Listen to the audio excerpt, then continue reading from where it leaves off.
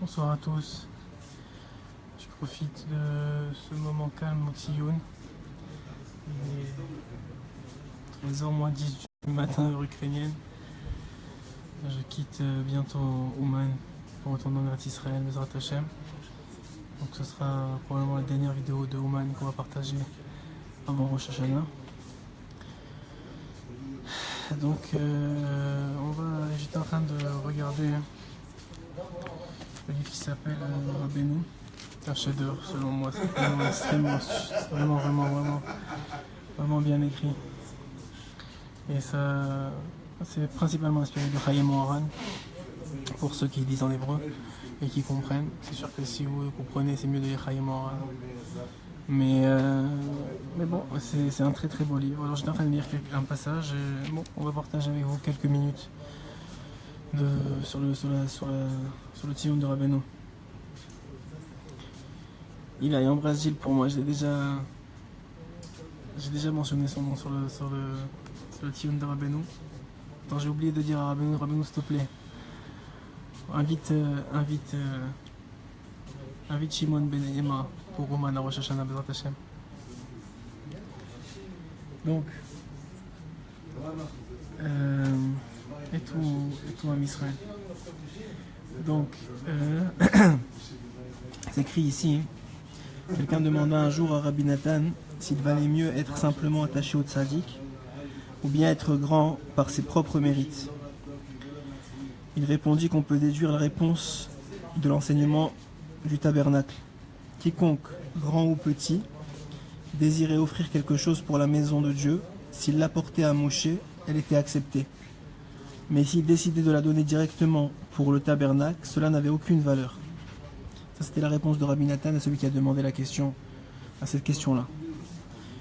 Et bon, Minashamayim, je vous dis franchement, j'ai ouvert le livre, j'ai prié pour que ce soit un enseignement qui touche le maximum de personnes et qui soit la volonté du tzaddik de transmettre et la volonté d'Hachem de transmettre. En effet, Rabbeinu expliquait l'impossibilité qu'il y a d'être un juif vraiment pieux et droit sans se rapprocher du tzaddik. Avant que le vrai tzaddik ne vienne dans ce monde, il était possible de s'approcher de Dieu par soi-même, mais à partir du moment où le tzaddik œuvre sur terre, il est impossible de se rapprocher vraiment de l'Éternel sans avoir eu le mérite de se rapprocher du tzaddik. Bon, je ne veux pas ici susciter ni la marloquette, ni quoi que ce soit, je vous lis ce qui est écrit.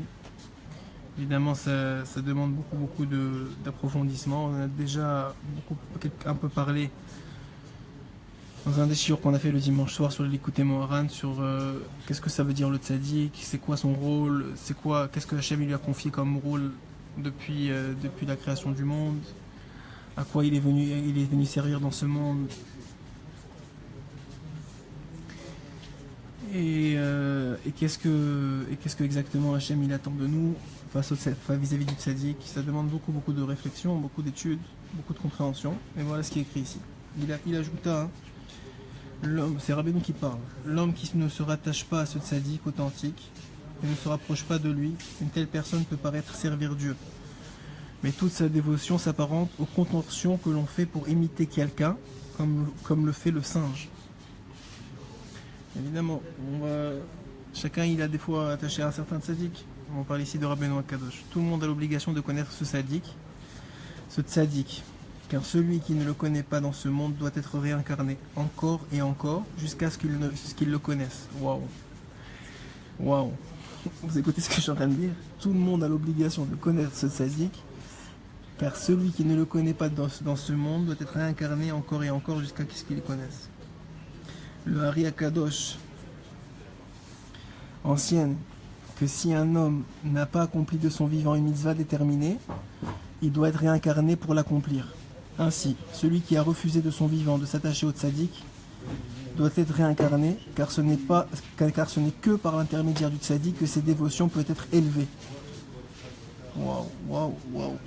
La vérité, j'ai ouvert comme ça, je lis avec vous, c'est incroyable ce qui est écrit. Et l'âme de Moshe apparaît à chaque génération pour permettre à une personne de s'attacher à lui et donc de réparer le fait qu'il ne s'est pas attaché à lui au temps de la sortie d'Égypte ou qu'il ne s'est pas attaché à Rabbi Shimon bar Yochai en son temps ou qu'il ne s'est pas attaché à Arizal en son temps ou qu'il ne s'est pas attaché au Baal Shem Tov en son temps. Aujourd'hui, encore une fois, il a la chance de s'attacher à Rabbeinu HaKadosh.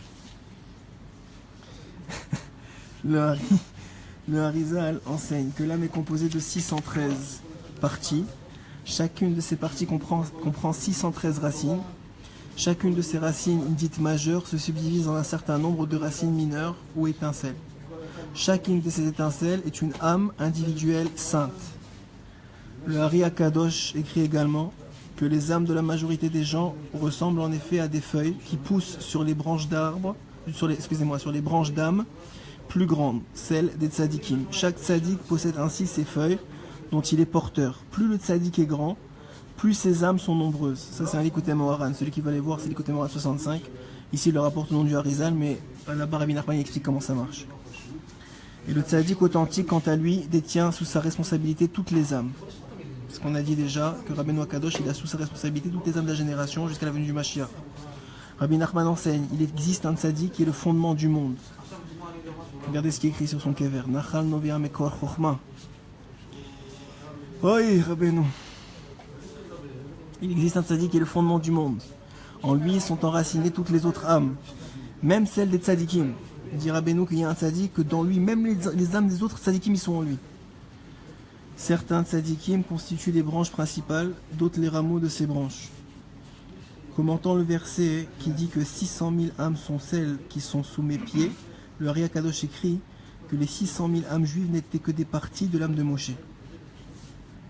Rabbeinu disait qu'il connaissait la place de tous les tzadikim du passé, d'Adam jusqu'à nos jours, leur lieu d'origine, l'endroit où ils ont puisé leur Torah, là où ils sont parvenus, et ce qu'ils ont atteint quand ils quittèrent ce monde. Il leva une fois les mains à hauteur des épaules, puis il les rabaissa. Tous les tzadikim vont de là à là, et ils ne dépassent pas mes épaules, il a dit. Encore une fois, on a beaucoup parlé de ça.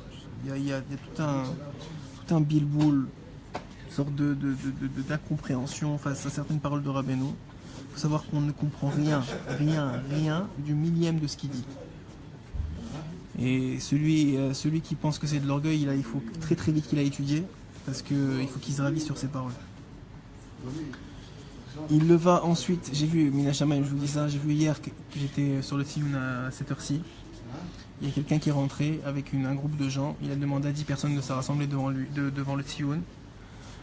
Et bon, on ne comprenait pas. Moi, j'étais parmi les 10, puisqu'on n'était pas tellement au Tsioun. Et ma grande surprise, il nous a fait tout un speech pour demander pardon sur le Tsioun de Rabbeinu, pour les mauvaises paroles qu'il a eues contre lui, pour lui demander pardon, presque en pleurs. Et bon, on était là, il a fait ça devant 10 personnes comme c'est usage. C'est très courageux, on va pas dire le contraire de sa part.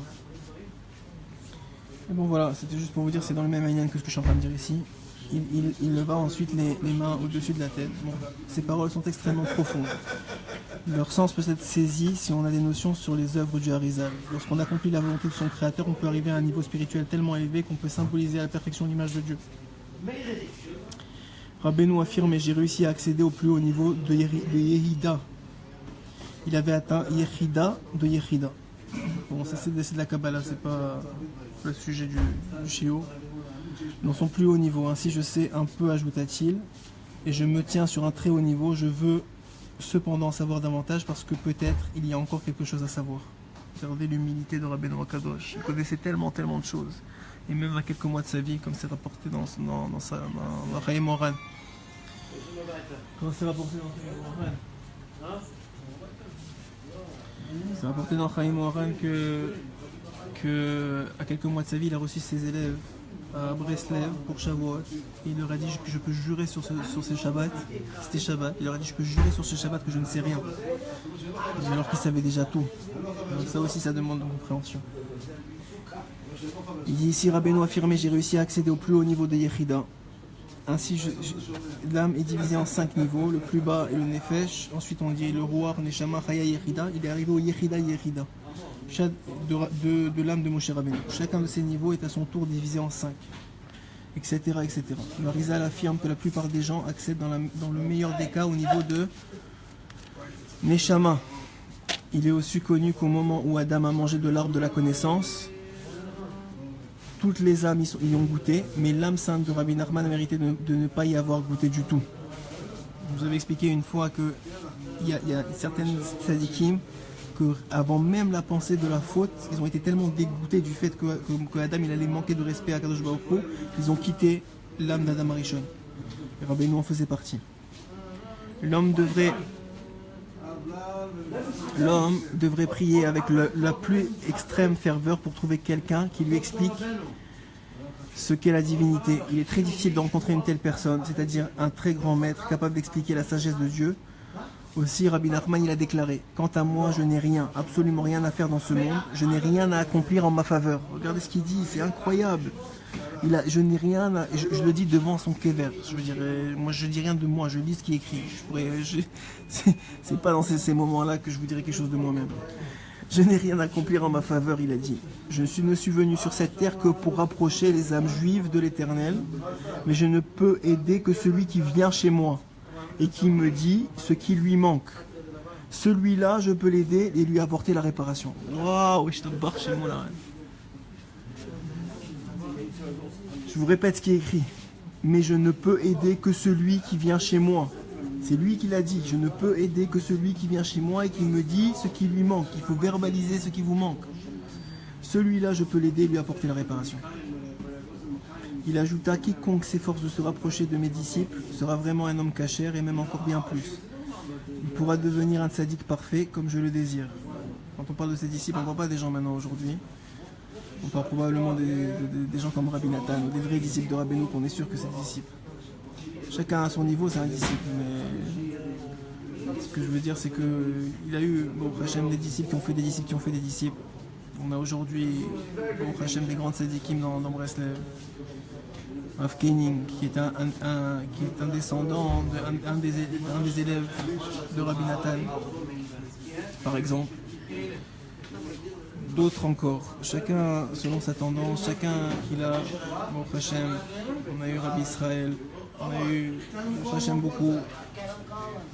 Moi je suis, contrairement à ce qu'on peut, ce que certains veulent vouloir passer dans le message Breslev, moi je crois que Rabbeinu, puisque c'est le tzaddik à émettre, puisque c'est le tzaddik de vérité, je pense que c'est bon qu'on lise maintenant. Et devant son kever, moi je crois que Rabbeinu, vous savez qu'il n'a jamais voulu qu'on le dessine, il n'a jamais voulu qu'on voie son visage, qu'on garde son visage en mémoire. Pourquoi? Moi j'ai un pirouche à moi. Mon pirouche c'est que Rabbeinu, puisque c'est le tzaddik à émettre, puisque c'est le tzaddik de toutes les générations jusqu'à la venue du Mashiach, regardez ce qu'il y a ici. Il y a des Ashkenazim, il y a des Sfaradim, il y a des jeunes, il y a des vieux. Ça fait quelques jours que je suis là. Il y a de tout, des Sfaradim, des Ashkenazim, des Marocains, des Tunisiens, ce que vous voulez. Et chacun, il ne peut s'attacher à Rabbeinu que si il s'identifie à lui. Écoutez bien ce que je vous dis. Que s'il s'identifie à lui. Donc Rabbeinu, il ne voulait pas qu'il y ait une idée préconçue de lui, parce que lui, il peut s'habiller de n'importe quelle façon, dans n'importe quelle forme de tzaddik. Et sa vérité, nous dit Rabbi Nathan, le tzaddik et Hachem, ils ont un point en commun, c'est qu'ils sont infinis. Leur vérité et leur chokhma, elle est infinie. Évidemment, Hachem des milliards et des milliards de fois plus que le tzaddik, c'est même pas comparable. Mais il y a un point commun. Et ce point commun, c'est ça. C'est qu'il y en a qui sont attachés à Rabbi Israël, Baruch Hashem.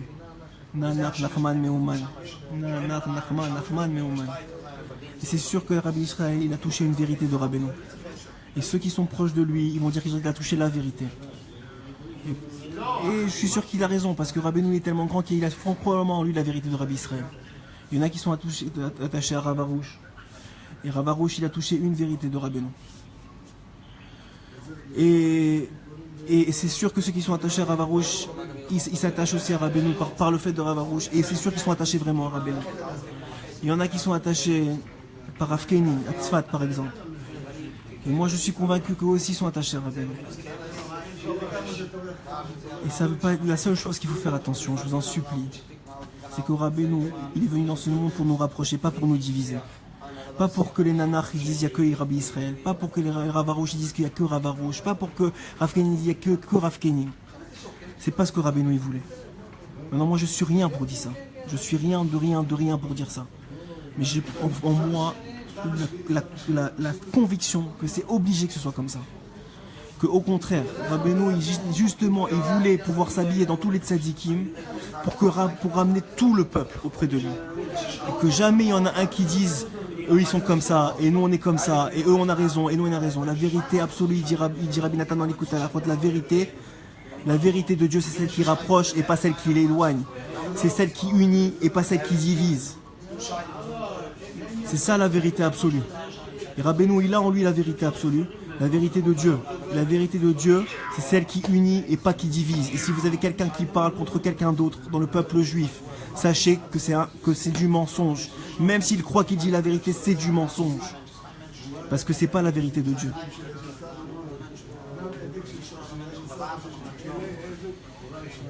On va finir comme ça, voilà ce qui est écrit ici. Le monde affirme qu'il ne faut pas rechercher la grandeur. Quant à moi, j'affirme. Donc c'est lui qui parle. Le monde affirme qu'il ne faut pas rechercher la grandeur. Quant à moi, j'affirme qu'il ne faut rechercher que la grandeur. Recherche le plus grand tzaddik possible. Lorsque tu recherches un rabbi, choisis uniquement le plus grand, dit Rabbeinu.